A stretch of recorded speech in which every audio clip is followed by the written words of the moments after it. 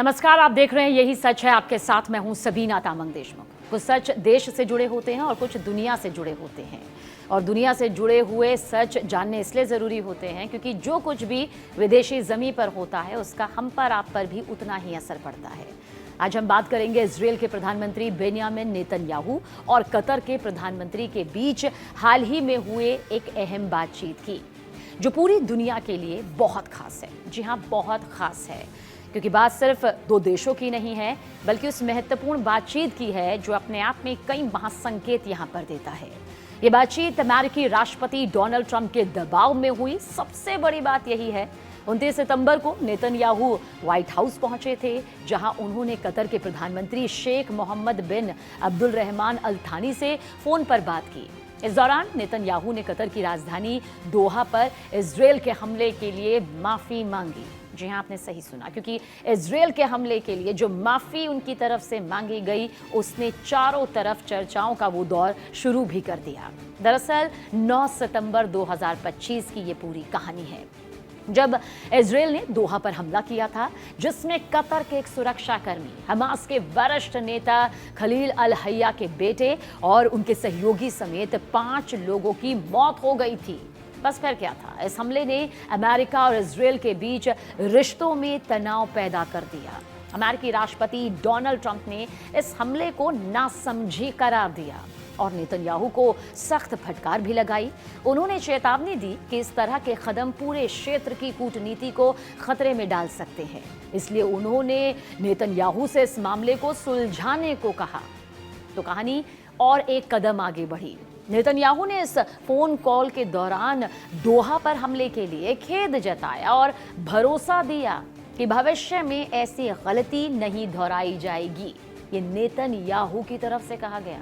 देखिए, white house ने इस बातचीत की एक तस्वीर भी बाकायदा जारी की, जिसमें बेंयामिन नेतन्याहू कतर के प्रधानमंत्री से बात करते दिखाई दे रहे हैं। इस तस्वीर ने हर किसी का ध्यान अपनी तरफ खींच लिया, क्योंकि ये सिर्फ एक माफी या खेद नहीं था, बल्कि नेतन्याहू का सिर झुका हुआ था। जैसे लगता ही है कि वो कुछ पढ़ रहे हैं या फिर निर्देश ले रहे हैं। इस तस्वीर ने पूरी दुनिया को चौंका दिया। विशेषज्ञों के बीच एक बड़ी चर्चा का दौर भी शुरू हो गया। कई बड़े बड़े ही नहीं, बल्कि महासंकेत के तौर पर इसे देखा जाने लगा, क्योंकि जिस इजरायल ने मिडिल ईस्ट में कोई भी देश ऐसा नहीं छोड़ा जहां उसने घुसकर हमला ना किया हो, ऐसे में कतर जैसे देश से सरेआम माफी मांगना इजरायल के किरदार और कैरेक्टर को छोटा बना जाता है। ऐसा नहीं है कि इजरायल और हमास के बीच चल रहे संघर्ष के दरमियान कतर की भूमिका किसी दर्शकी की रही हो, यानी सिर्फ देखने वाले की रही हो। हमास और इजरायल के बीच संघर्ष विराम कराने वाला भी कतर ही है। बहरहाल, इजरायल और हमास के बीच लंबे संघर्ष के बाद अमेरिका, कतर और मिस्र की मध्यस्थता में एक समझौता हुआ था, जिसके तहत संघर्ष विराम का ऐलान किया गया था, यानी कि ये घोषणा सामने आई थी। शर्तों के तहत हमास ने कुछ बंधकों को रिहा किया, तो बदले में इजरायल ने भी कुछ फिलिस्तीनी कैदियों को छोड़ा और गाजा क्षेत्र में मानवीय सहायता बढ़ाने का भी वादा किया गया। दरअसल कतर ने पहले भी कई बार मध्यस्थ की भूमिका यहाँ पर निभाई है, लेकिन सवाल इस बीच कुछ और भी खड़े हुए। कतर क्यों खुद को दुनिया में मध्यस्थ के तौर पर या एक मध्यस्थता के तौर पर तैयार कर रहा है? ये छवि आखिर वो क्यों बना रहा है? उसके लिए हम साल 2020 की तरफ रुख करते हैं, क्योंकि कुछ सच सालों साल पहले से जुड़े होते हैं जो वर्तमान से जुड़ जाते हैं। 2020 में कतर ने अमेरिका के अफगानिस्तान से निकलने के लिए तालिबान के साथ समझौता करवाया। किसने करवाया? ये अमेरिका के इसकी तरफ से करवाया गया। तालिबान के साथ ये समझौता हुआ। इसके अलावा वेनेजुएला और यूक्रेन के मामलों में अहम समझौते कराने में भी ये मदद यहाँ पर सामने आई। कतर अपनी खास विदेश नीति के जरिए मध्य पूर्व में स्वतंत्र और सुरक्षित रहना चाहता है। वो पूरी तरह से महफूज चोला ओढ़ना चाहता है। इसके लिए वो कई राजनीतिक समूहों और विद्रोही संगठनों से भी ताल्लुकात बनाए रखता है। कतर अमेरिका का बड़ा सैन्य अड्डा भी है, ये किसी से नहीं छिपा है।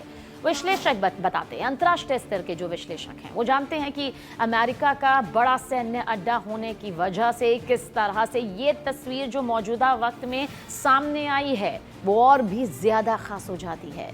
देखिए, अब आप ये समझिए, क्योंकि अमेरिका का बड़ा सैन्य अड्डा कतर, जो उसे क्षेत्र में एक महत्वपूर्ण खिलाड़ी बनाता है, ये किसी से छिपा नहीं है। वैसे जानकारी आपको ये भी दे दे कि कतर एक छोटा सा देश है जिसकी आबादी करीब 25 लाख के करीब है।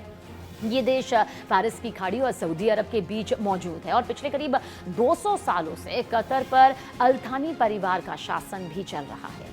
इतिहास में कई बार कतर की आज़ादी को खतरा भी हुआ है। जब इतिहास के पन्नों को आप पलटते हैं तो आप ये भी पाते हैं कि 16वीं और 17वीं सदी में पुर्तगाल और उस्मानिया साम्राज्यों ने यहाँ किस तरह से कब्जा जमाया था। इसके बाद 18वीं सदी के मध्य तक सऊदी अरब का कतर पर नियंत्रण था और उस वक्त कतर पड़ोसी देश बहरीन के अधीन माना जाता था और वहाँ बहरीन के अल खलीफा शाही परिवार का शासन था। ये बता इसलिए रहे हैं क्योंकि भविष्य की जो तस्वीर इस वक्त आप देख रहे हैं, जो नजर आएगी, जो वर्तमान में दिखाई दे रही है, वो कैसे भूतकाल से जुड़ी हुई है। गाजा से लेकर यूक्रेन तक कतर की मध्यस्थता आखिर इतनी सफल, कामयाब क्यों होती है? दरअसल इसके पीछे इसका इतिहास भी एक वजह है। 1867 हाँ, बहुत पीछे चले गए, क्योंकि बहुत पीछे से ये कहानी समझनी जरूरी हो जाएगी, तभी मौजूदा वक्त का सच आपको समझ आएगा। क्योंकि एक महज तस्वीर नहीं है जो सामने आ रही है नेतन्याहू की, इसके पीछे बहुत से ऐसे बड़े वजह बताई जा रही हैं, बड़े संकेत बताए जा रहे हैं जो आने वाले वक्त में खतरनाक भी हो सकते हैं और कुछ तो एक बड़ा संकेत यहाँ पर देते ही देते हैं। बहरहाल 1867 में कतर और बहरीन के बीच 2 साल तक ये संघर्ष चला, पूरे 2 साल तक। इसके बाद ब्रिटेन ने हस्तक्षेप किया, दखलंदाजी की और अल्थानी परिवार को सत्ता में लाकर कतर को बहरीन से अलग एक स्वतंत्र, एक आजाद और स्वायत्त देश के तौर पर मान्यता दे दी। अभी कतर के इतिहास में देखिए एक बड़ा और अहम बदलाव था। इस पूरी तस्वीर से ये साफ होता है कि कूटनीति और मध्यस्थता के लिए कतर का किरदार कितना ज्यादा खास है।